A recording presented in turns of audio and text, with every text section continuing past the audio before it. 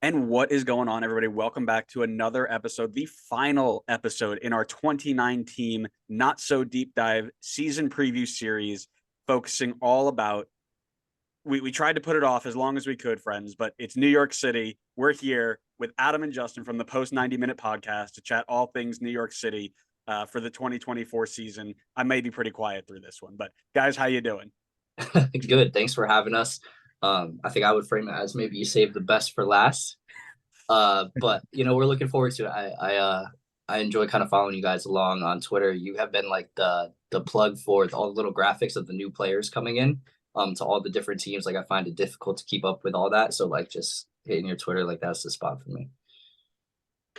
Awesome. Well, I appreciate you guys checking those out. We love doing those, whether Connor says it or not. We very much enjoy the work that goes into those because it does give us a really good handle on all things that are coming into the league, not so much going out, but we'll cover a lot of that, at least New York specific today. We're going to talk about some of those pieces that came in. We're going to talk about some of the pieces that left. And then we're going to look really at just breakout players and maybe a big question for the team. And then, of course, we're going to have to predict it. And I promise my prediction isn't biased at all. But before we do any of it, we got to talk about Scarf of the Week. So I'll send it over to you guys first. Which ones do you have today? So I went with the Volt scarf, kind of representing our orange kit, our ways that we've now replaced with that really nice new black kit that people will probably see going around. So I guess it kind of had a short life. I didn't realize how much I love the black one that we were losing the orange, but that to me, I think this is like the first orange scarf probably that we ever had that wasn't Templeados made. So I kind of like that one. Yeah, no, that one's a classic. I think pivoting to the orange was a good move, but I got to go with something that many don't have. I won't say which side of New York doesn't have it, but I got to go with the MLS Cup championship scarf. That's my scarf. Yeah. That's cool. That's just about the size of the banner you guys got too. It's right about the same size. I'm sorry. This is why you got to dunk on him when you get the chance. You can mention which side of New York has a cup. No, it is super neat. I've got a couple from other teams just as collecting for them, and it is a nice one. And I give you credit for it. It's well done. Congratulations. Okay, that's the end of my niceness. What do you got? What I should have gotten was an introduction, but I didn't. Nope. Thank you very much. I've got my NYCFC scarf. It's a really nice one, honestly. Like the quality of it is really good. I like the colors of it. I kind of wish I did get a scarf when I was at the game, but they were just insanely expensive. And plus, I live in the area, so I can go back and get another one. So. Not bad. I was gonna bring out Red Bull, but I figured I have enough Red Bull on, so I went and played into one of your many homes and brought out Hartford in the USLC. So I will never ever put it. I've got 70 scarves on the wall, but never once will there ever be a New York City one. So this is the closest we're gonna get. But it was also kind of serendipitous because I got it in a random like a random scarf gift. So it just got lucky it worked. But I think that'll be the end of my digs for now. But as much as we can go on back and forth together, we probably should talk a little bit about what we're going into this season. So Nick Cushing back in charge of the Citizens for the second full season, took over halfway through 2022. Last season, they did miss the playoffs, 11th in the East, 22nd overall, 41 points, 9 wins, 11 losses, 14 draws. How do we feel right now entering this season after last season with Cushing still in charge and, new players coming in? What's the vibe right now? I feel like it's it kind of feels like there's a bit of a renewed sense of hope for this season. But like we're kind of on the edge of tipping back into the same old with what we saw last year. And we'll talk about new additions like you mentioned. But we didn't, even with all of our additions, like unless somebody comes in and really kind of shows out, our starting 11, we've talked about it, hasn't changed that much from last season. Like we're for the most part going to be fielding the same guys. We just added a ton of depth pieces that have high ceilings, but we really don't know at this point what their floor is. And I mean, they could just be kind of average players at the end of the day. Yeah, I think it's kind of, it'd be hopium tipping on copium a little bit to say that we're gonna do really anything more than we did last year, because there's really no signs, um, of that in terms of the new additions. We really don't know which one of them is gonna stand out and be the best. I think there's individuals who have shown signs, but you know, the only thing we can really have right now is literally the biggest dose of hopium you could possibly inhale. Yeah, and I mean we're going to talk about some of those additions, but that hopium comes with a heaping side of exciting, talented wingers and not a heaping side of defenders. So we'll get to some of that in a little bit. But in your opinion, and I'll take it from both of y'all. Who's the best addition they've made so far? They've made a good amount of them, surprisingly enough. But who's the best that you got? In terms of, it's hard to say because we've seen so little of everybody. But the flashes that we have seen from guys like Malachi Jones and Hannes Wolf, I think really excite us. And even going into, I guess a late addition last year, but it seems like a new addition for this year as well, is Julian Fernandez. If you take a shot in the dark and pick one of those three guys to be possibly the best player on our team going forward this season, you have a good chance of hitting. Mm-hmm. And so if I had to pick one of the three, I'd probably go with Julian because I've seen more of him. But Malachi Jones, I think, could be a dark horse.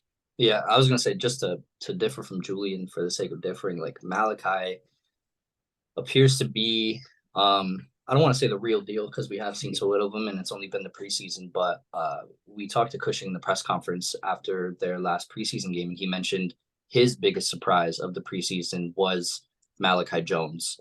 We obviously got him in the super draft, and I think everybody in the MLS, the super draft is not necessarily a great place for talent. Like a lot of these guys aren't going to pan out or they're going to end up on second teams. So when you do hit on a super draft, it's amazing that you're able to, and it seems to be that Malachi is a hit. And we have a lot of questions at winger. I mean, we have more wingers than we need, honestly, like way more than we need. And for him to be kind of sitting somewhat near the top of that list, I think is really impressive as a kid coming right out of college, and being that super draft pick.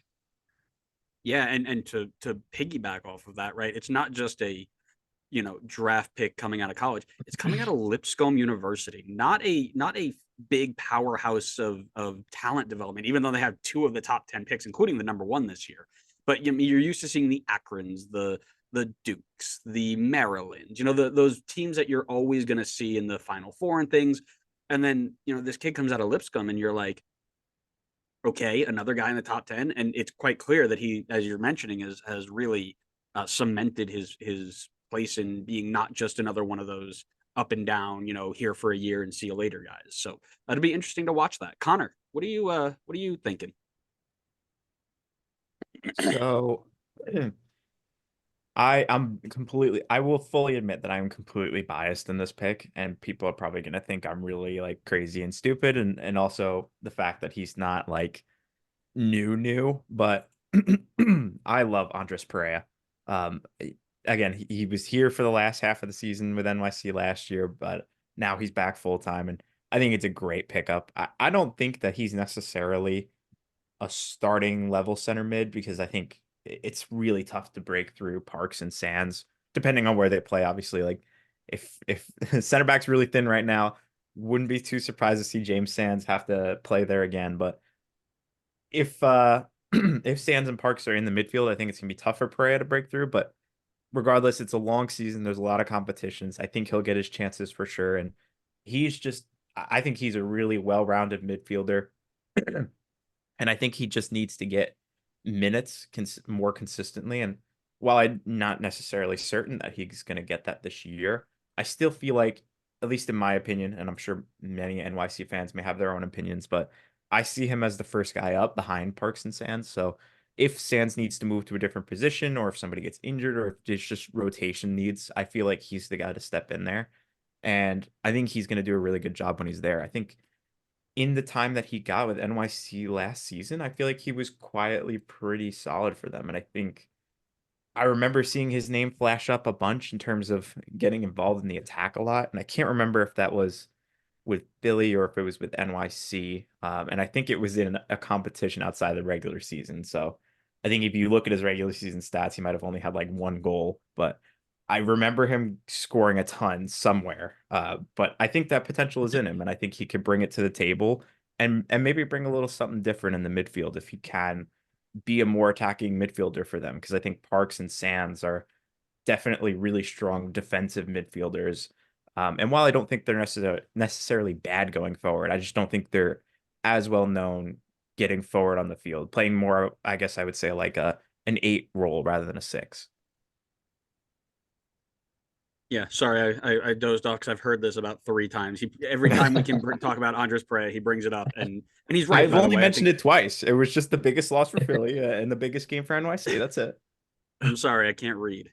No, I agree. I think it's a good pick, and you can never have too many quality center mids in that depth, right? Especially when you That's rotate them and debatable. have all the Look at games Minnesota. you mentioned. Exactly. For me, I'll go with the one that kind of has just been glossed over here for terms of completeness, and I love the Hannes Wolf signing. You know, this team is just a breeding ground for individually talented wingers that create goal scoring chances, right? That's just been, you've seen so many of them come and go and come and go and come and go, and they're moving them on. And he's got really good experience. He's found goals pretty much everywhere he's gone in a bunch of different European leagues, and I think he'll make a great impact straight from the start. Like, I don't think there's going to be too much of a jump up for him. Yeah, I mean, he's looked probably at the most complete in the preseason games that we saw. Cushing has kind of been touchy with the amount of minutes he's given him. The first game that he played, I think he only got 30. In the second game he played, he elevated him to 60, let him come out of halftime and do a little bit. But even just the chemistry between him and Keaton that we saw in the most recent preseason game, to me, like, really stood out to the point that we had a conversation about it. But yeah, he seems to be the most ready to take a spot in the starting 11 out of everybody that we brought in.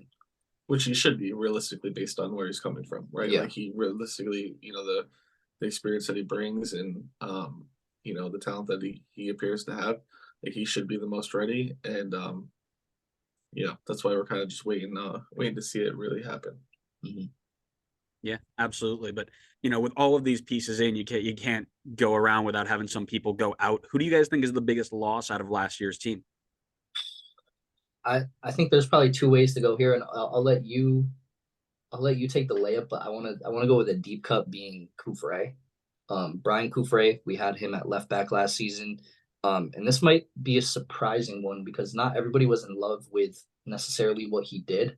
But I think just losing that body at left back, which at the moment is by far our least amount of depth position. We have Christian McFarland, who I think is 16 years old, as our second string at the moment behind Kevin O'Toole, who As a winger. Yeah, is a winger, and he can be serviceable at left back, and we definitely saw that last year. But him and Coufret, they basically split minutes last season, and I think when you see that many minutes leave the club, and you literally don't have anybody coming in to replace those minutes except from a youth from NYCFC 2, you're gonna feel it. So I think we're gonna feel it there, and there hasn't really been writing on the wall yet to explain what the plan is there. You might think maybe a 3 or 5 in the back, and you just take the pressure off needing wing backs at all, but Cushing has been known to use 4 or 5 different formations throughout the length of a season, and he kind of likes to focus on matchups. So the jury's out on what's going to happen there. And Coufret's without a club too. He's a free agent, so it was like deliberately chosen not to keep him around.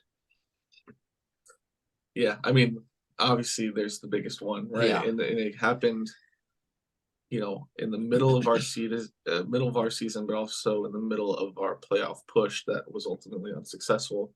But Maxime Chanel, I mean, just in my opinion, one of the best defenders that has been in the MLS, one of the most influential leaders that NYCFC has ever had.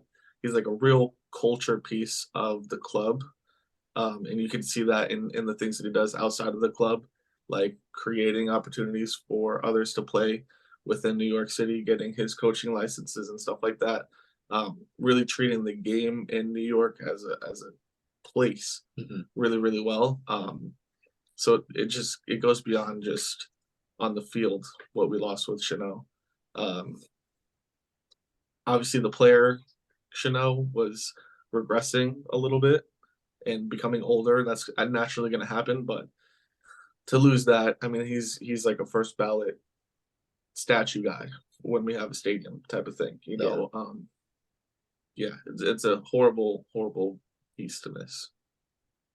That's a really interesting one I didn't really consider because it was mid-season, but absolutely correct, right? And you saw the dip that took place after he left, and that's actually something we're going to talk about here in a little bit. But I'm actually going to build off yours because for the exact same reason as you, I had Brian Coufret as well. Gave you really good minutes, consistent, if not like wow star potential type of thing. And you've got nothing left there. You've got one winger, one winger attacker converted, which we were just talking about before. It's easy to convert a defender to an attacking wingback. It's very difficult to convert an attacker to a defensive wingback, right? And then your backup is 16 and has all the potential in the world, but is unproven. And unless you're going to trust upon him to do the job, it just, that is not the place you want to lose, especially if you're going to try and create overlaps with those outside backs, if you're going to leave your wingers to be just attackers. I mean, there's so much that puts that individual position into question. I think a lot of teams will go and take advantage of that next year and try to attack that. Mr. Wright, any differences there? Nope, I'm tripling down on Brian Coufret as well for the exact reasons that you were talking about. I just think the lack of replacement there definitely leaves it a big hole, even if Coufret wasn't the best for them last year. But to be honest, he looked like he was really good going forward in the fullback spot. Maybe not so much defensively, but maybe that's because he was stuck forward a lot, which, in the right system could be really advantageous. I mean, look at FCC, for example. They have a winger at their left wing back spot of Barrial, who is one of the best in the league now. And he's an amazing attacker, probably not adding too much on the defense. Obviously, that's a whole different system, one that I don't think NYC has the personnel to do right now, considering there's only 3 center backs on the team. But, Columbus played with 1 center back and was able to make 3 at the back work. So it's not impossible. I think regardless, though, just the lack of replacement is mainly the main reason I went with Coufret as well. Yeah, so it seems like we're all on a pretty good page there. I mean, you can also mention some other the attackers that left but kind of had to leave to make room for all these other incoming players, Andrade and Segal and maybe even Ledesma in that group there. But I think the more important thing now is we just talked about it, and one of the things we've highlighted is you've got like 6 players who are 16 years old or younger on your roster right now.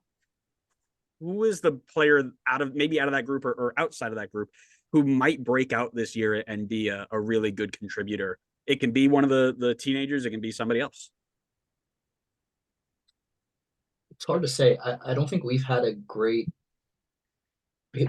track record, right, of developing these kids and like getting them to those teenage years. And then for the most part, at least the last 2 seasons with MLS Next Pro, it's kind of become like a purgatory with them being stuck in there. And then this season we saw a big exodus of those young players. We saw Nico Benalcazar leave, who was in my opinion a really good center back prospect, and now he's with Cincinnati's second team.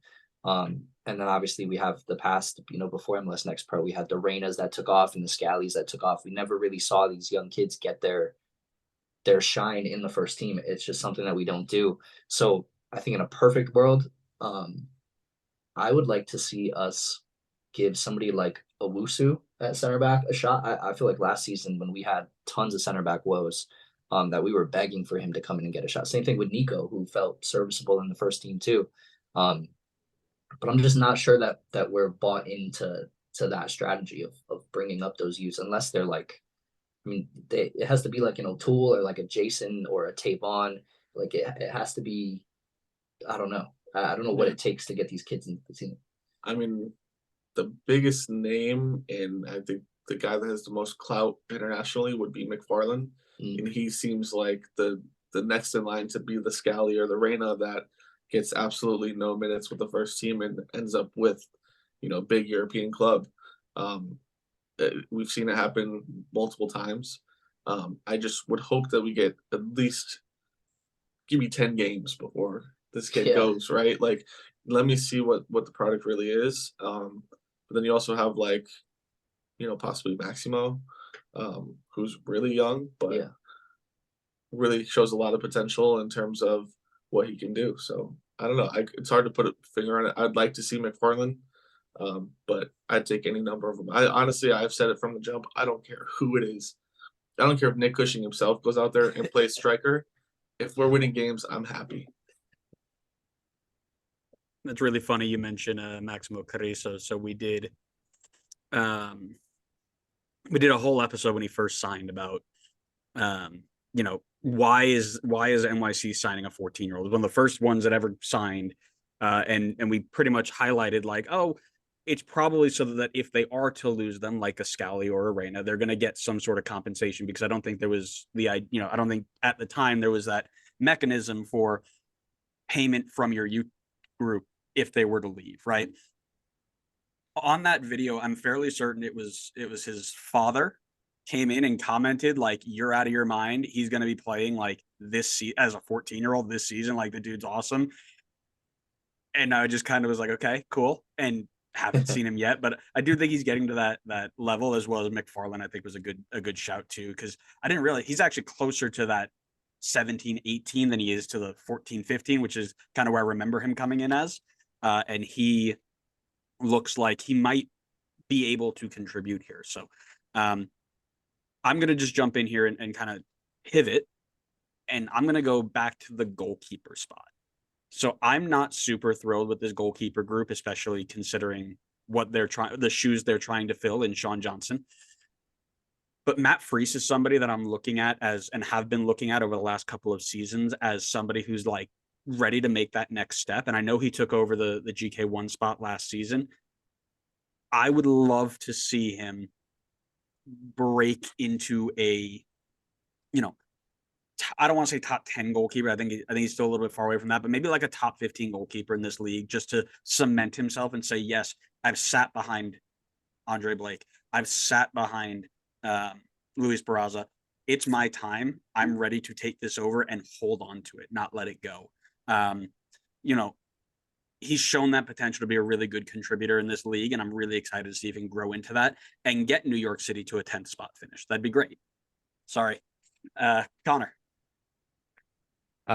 So the more we talked about Malachi Jones, the more I kind of wanted to pivot to him as my breakout, because I think that could be an awesome shout, and a real deep cut one there, because I feel like the striker position might be a little bit open. I know Bakrar is probably the favorite, but me personally, I'm not 100% sold on him yet. Not that I think that he doesn't have the potential to, but who knows? Maybe Malachi Jones is this season's Duncan McGuire, so definitely wouldn't rule out anybody coming out of college. But I ended up going with Julian Fernandez, who you could debate on if he's a breakout or not, because I mean he warranted like a pretty decent transfer fee, about like it's showing about like 4.6 million euros. So that might kind of already rule somebody out as being like a breakout, like not necessarily a complete unknown. But I think for a lot of neutrals in the league, they probably don't know too much about Julian Fernandez yet, mainly because I think he played about 320 minutes in the regular season last year. But I think in my opinion, I think he's got a really high ceiling. Probably, maybe this is a hot take, but I think he's got the highest ceiling out of all the wingers on the team right now. I think he's really good. 2 goals in those 320 minutes last season. I got to see one of them in person. It was an absolute banger of a goal against Chicago on decision day. I think he's really good. I think I see good potential with him. It's a little bit riskier of a breakout pick just because that winger spot is so overloaded right now. So I have no idea if he's actually going to get consistent game time across the season, or if they're just going to consistently be swapping guys in and out depending on form. But I think if he gets the minutes, he can really build on that potential and look to be that next young South American player to come into MLS, build up his reputation, and then go over to Europe. So I'm backing him. I think he's going to be in for a good year this year. Interesting. Yeah, that whole entire left wing, right wing group, 9 deep, it feels like sometimes is it's going to be interesting to see who stands out and how they rotate through that. But I think we should probably move on then to our segment called One Big Question. So for you guys, what is the one big question for this team? Or it could be two. If you guys have two different ones, that's cool too. That you are going to be watching as you enter the season or as the season goes on. What is that one overarching question? To me, I think it's the biggest question for our club. It's the biggest debate amongst our fans. It's, does Nick Cushing have the ability to lead an MLS team to victories? He's not shown, in the past, he's not shown the ability to consistently win and to be able to grind out wins. This preseason, again, 2 draws with our first 2 preseason games. We obviously go on to win our third, but the inability to capture wins in 2 games where we had lead early, it just shows that it might just be out of his hands in terms of the ability and the killer effect to win and lead a team to wins. I think it's the biggest question, and it'll be the biggest thing to hold us back if he doesn't prove the fact that he can win. Yeah, no, I would agree. I think, Cushing is a big question. And then I don't know if we want to do an around the room on that, but my question also would have been about Tales.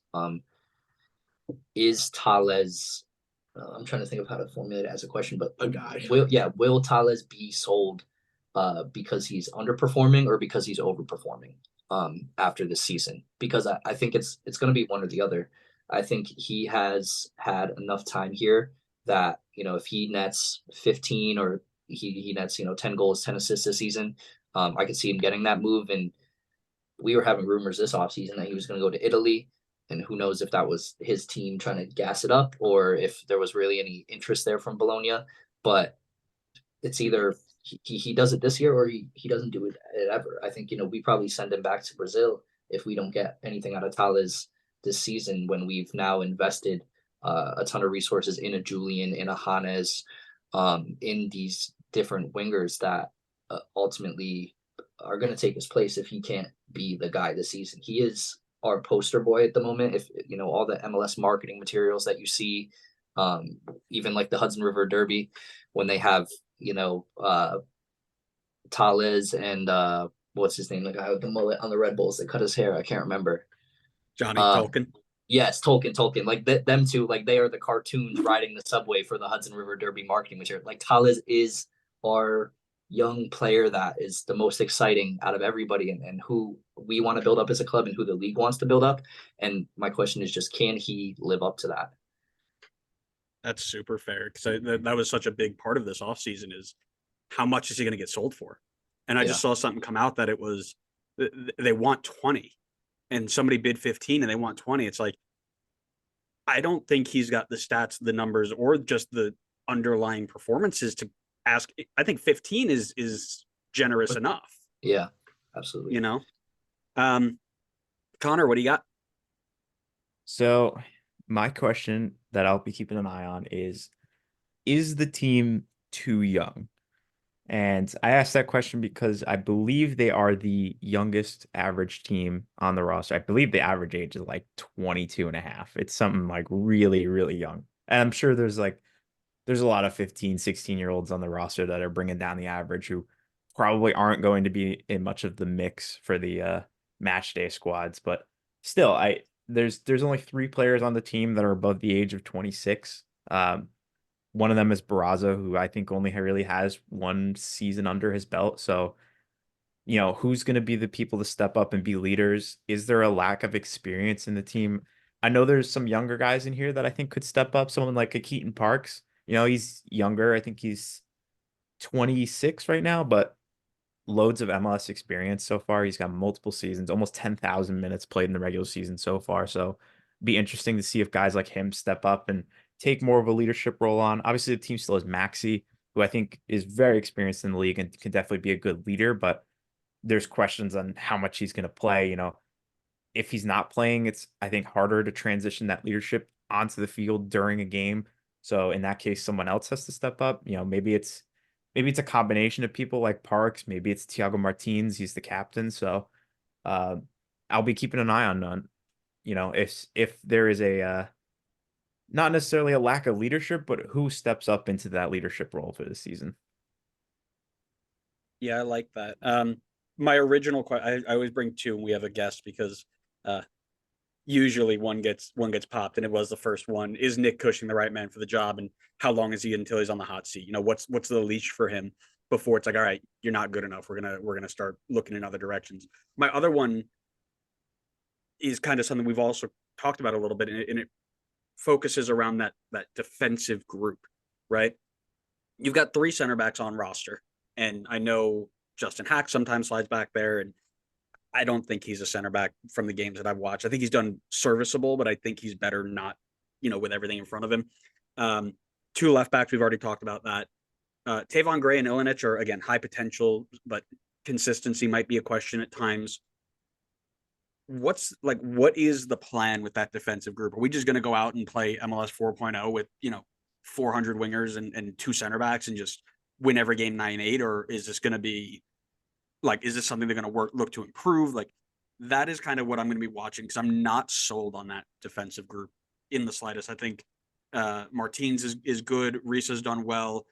The new guy whose name I'm not even going to try and pronounce has some sort of, a little bit of potential, but another guy that I'm not super thrilled with. He's only had he's 26. He's only had 2 seasons in a top flight where he's played over 1,000 minutes.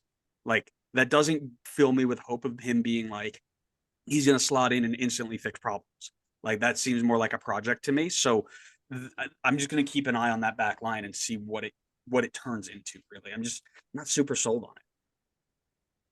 Yeah, I think in the presser when Strahinja was bought, and hopefully I am pronouncing it right, but he has been positioned fully as a depth piece, and admitted by Cushing too that that's what his role is in the team. But yeah, it's not great to only have one center back that feels serviceable. I think obviously we can plug in James Sands, and we have our own beliefs about James Sands. I think we would like to see him become a full-time center back, just to free up those roles in the midfield, because I know we talked about Pereira, but I think we probably prefer him over Sands in the midfield. But yeah, I could see the defense being questionable, and I don't know. I feel like we always figure it out on the defense, and the attacking part is what really gets us. But it could be a year of what's going on back there. No, I think that's exactly what we think. Every single year, we're like, okay, this attack is going to be so lethal. We're going to score goals, and we need to worry about our defense, because what's going on back there? Who do we have back there? And then the defense just plays all lights out, and our attack can't hit a 2-car garage from 5 feet away. It's insane. Yeah. Yeah, lots of questions coming in that you're going to have to weigh and figure things out. And you've got about 2 seconds to do that, because now I'm going to ask you the biggest question of all. Where is this team finishing in 2024? That's such a hard question, because the potential of the team is a potential top 3, top 4 Eastern finish. Mm-hmm. That's genuinely, if the pieces fall into place and the young products produce and become what they can be. Obviously, in one season is hard to say, but if that happens, it's could be a top 3, top 4, top 5 type of finish. I think we get into the playoffs around decision day. I think it's kind of one of those later finishes. We start off a little bit slow and pick up the pace later and squeak into the playoffs. It would be my finish. Yeah, no, I agree with that. I think I don't see a world that we're not in the playoffs, but I also said that at the beginning of last season. So it really means nothing. But if I had to put a number on it, I think 7th. I don't think we're comfortable in August or September. I don't think we're totally comfortable in August, September, hopping on the pod and thinking we're dead. We're in the playoffs. We're playing it for round 1. It's gonna be another grind for sure. I would say about 7. So I just like the number 6 better, so I'll go 6. Yeah. Connor? So this is the first episode that I actually have a like a final spot for a team? Because previously we were just kind of like throwing around ranges, but since Andrew and I are going to be doing our predictions episode soon, I'm prepped up for that one. And Is it because it's at 15? Is that why? no, That's an easy one to pick. But I will warn ahead of time for NYC fans. You're probably not going to love this pick, but I've got them at 12. I think it's going to be close, like last year, where teams like 9 through 12 are all still in it on the final day. But I think the defense is very thin, and I'm not super sold on the quality. I think the midfield is super solid. I think that's NYC's best asset in my opinion, and then the attack has super high potential, but it's just so overloaded that I really have no idea what it's going to look like, or guys are going to be given the consistent game time that they need, or if they're just going to be like switching it around like crazy. And I think that comes down to Nick Cushing and how well he's going to be able to manage that. So with that question mark in the attack and the lack of defensive depth, I think that hurts them in the long run, and I think they fall just out of the play-in spot. That's good. I get to be the nice guy. Oh, you're being nice to NYC? Just a little nicer. I still have them out of the playoffs. I'm not sold. I'm sorry. But I have them between 10 and 12, so you can do a little bit better. Yeah, like Connor mentioned a lot of good things. We've talked about the defense already, and that I'm not super sold on it. I think Matt Freese is good.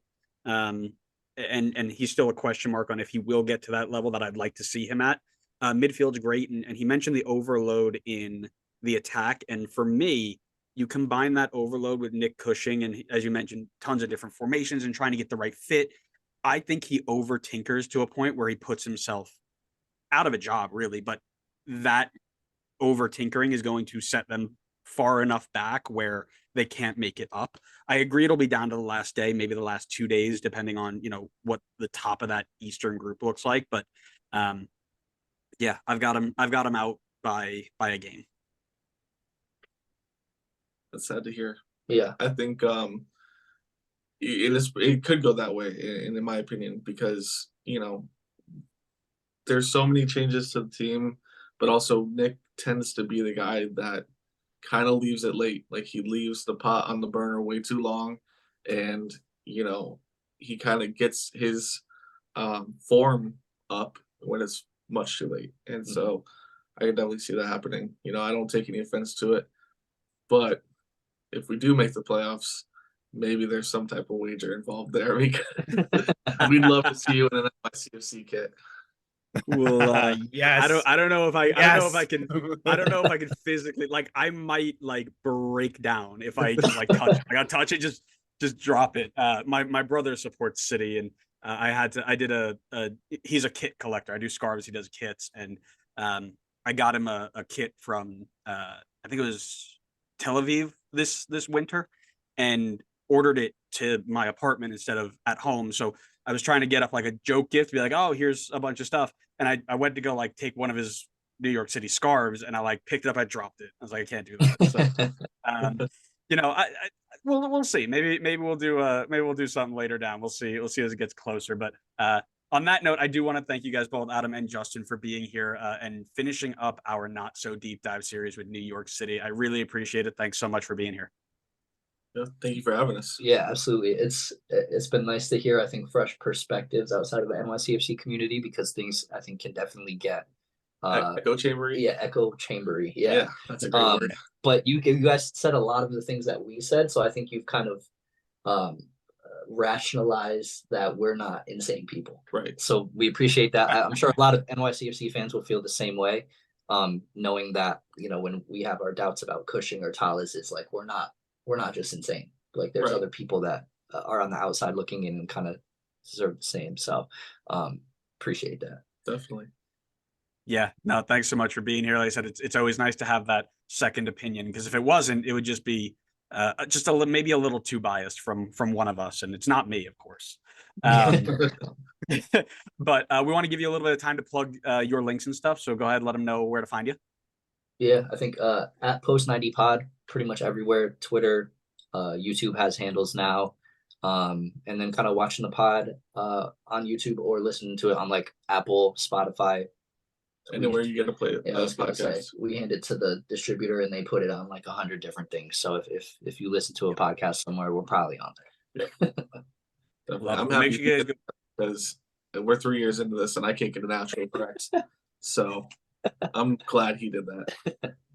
Love it. Love it. Well, make sure you guys go head out and give them some love. Let them know you came from us. And if you are new here from the NYC community and you don't hate me yet, you want to stick around a little bit longer, give us a follow. Like I said, we've done all 29 teams up to this point. So you can go back and watch the one on Red Bull. You can watch the one on Austin if you want, whatever you want to do. We've got them all. And if you want to stick around for the rest of the season, we do our opinions on the 3 biggest news stories every MLS week. So this one we just laid out. We're going to talk about the kits that came out. We're going to talk about coaches that are going to be on the hot seat. Maybe Nick Cushing is involved. And we're going to talk about this new pro referee strike that just hit an hour ago. So that'll come up in the next week or so. We also do MLS history. So if you guys are interested on how the league became what the league is, we are really deep into that. We take fan selected stories and then we dive in and break them down for you. And then we do some games, some fun trivias and tic-tac-toes and just things to keep things light and test your ball knowledge. So if you guys are into that, give us a follow. And here's what I will say. If NYC make the playoffs, I will put it on the pod. I won't do the kit, but I'll get a scarf for the wall. I'll add it to the Good wall. enough. Okay, that'll be the thing. But it's gonna be on the other side of this one. Out of the camera.